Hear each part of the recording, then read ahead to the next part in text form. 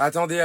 Deco a parlé du mercato en interview et il a évoqué le cas Nico Williams. L'amitié de Nico Williams avec Lamine a-t-elle été un facteur qui a facilité son chemin vers le Barça? Non, car le nom de Nico était déjà évoqué la saison dernière et l'idée de le recruter a toujours été présente. Leur amitié est un plus, mais on ne donne pas carte blanche à un joueur simplement pour des raisons personnelles. Ce n'est pas un club pour les amis. On est là pour travailler et gagner. S'il y a une bonne alchimie, c'est parfait. Ce qui compte vraiment, c'est qu'un joueur corresponde à la philosophie et aux idées que nous recherchons. Nico veut venir et on va essayer. Je rappelle encore une fois qu'entre Nico et le Barça, il y a déjà un accord total. Maintenant, faut juste payer sa clause libératoire. Il a parlé également d'Ansu Fati. Avec son âge et sa carrière, Ansu Fati ne peut pas rester sans jouer. S'il part, ce sera en prêt. Il a 23 ans, mais on parle de lui comme s'il en avait 30. Il a encore beaucoup à apprendre. Chesney va-t-il renouveler son contrat? Oui, il sera renouvelé. La signature de Joan Garcia signifie-t-elle que vous devez parler à Ter Stegen? Non, je n'ai pas besoin de lui parler. Mon travail est de construire la meilleure équipe possible pour l'entraîneur et ce n'est pas mon rôle. Il n'y a pas de contrat qui stipule que vous jouerez en tant que titulaire. L'entraîneur prend les décisions et chaque joueur a ses propres ambitions. Croyez-moi, cette déclaration elle veut tout dire. Ter Stegen au Barça, ça va mal se terminer, je le sens. À l'Euro, nous voulons améliorer l'équipe, pas la dégrader. S'il part, nous perdrons un élément important. Il a connu une saison difficile, avec des critiques injustes. C'est l'un des meilleurs défenseurs centraux du monde. Il ne veut pas partir. Il veut retrouver son meilleur niveau. Christensen, nous avons 5 défenseurs et nous devons nous débarrasser de l'un d'entre eux car il y a trop de joueurs à ce poste. La décision appartient à l'entraîneur. Comme le dit Flick, c'est mon rôle de prendre la décision. L'entraîneur est actuellement satisfait, passe de bonnes vacances à Formentera et nous sommes sur la même longueur d'onde. Et pour finir, il a parlé de De Jong. C'est le De Jong que nous voulons. Nous voulons qu'il reste avec nous. Il lui reste un an et nous allons analyser la situation sereinement. Bref, en tout cas, n'hésitez pas à me donner vos avis dans les commentaires et moi je lirai tout ça.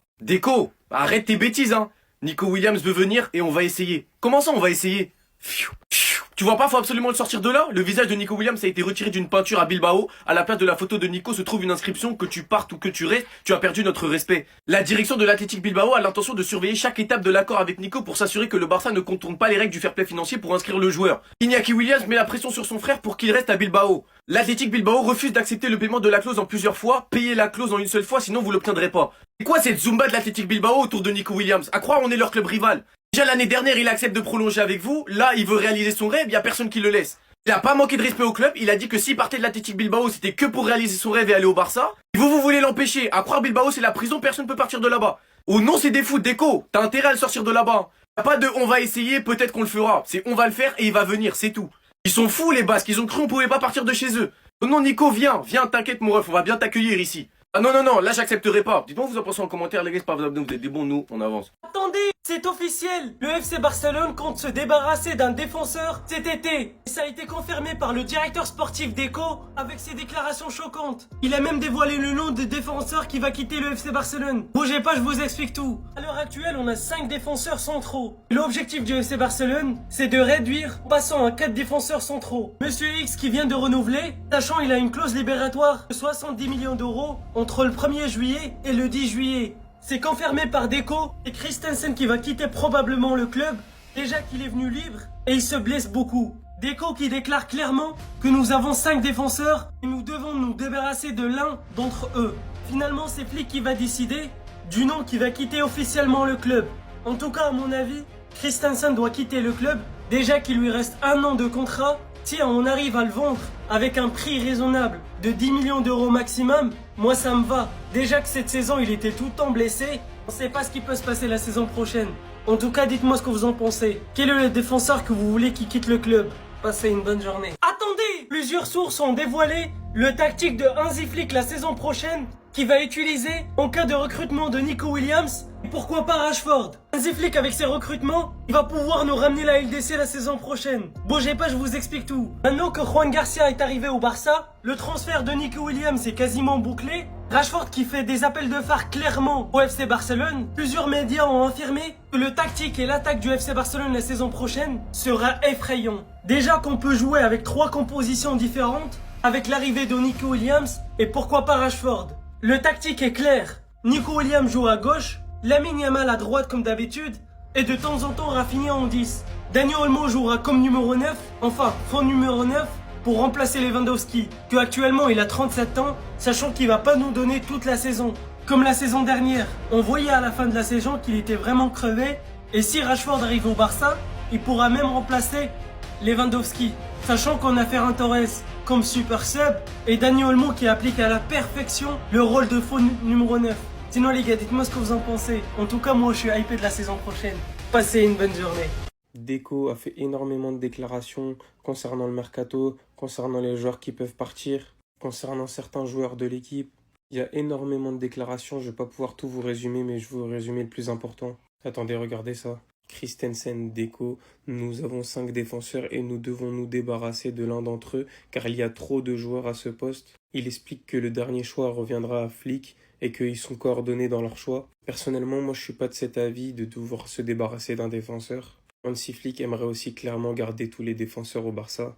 Concernant Araujo, nous voulons améliorer l'équipe, pas la dégrader. S'il part, nous perdrons un élément important. Il a connu une saison difficile avec des critiques injustes. C'est l'un des meilleurs défenseurs centraux du monde. Il ne veut pas partir, il veut retrouver son meilleur niveau.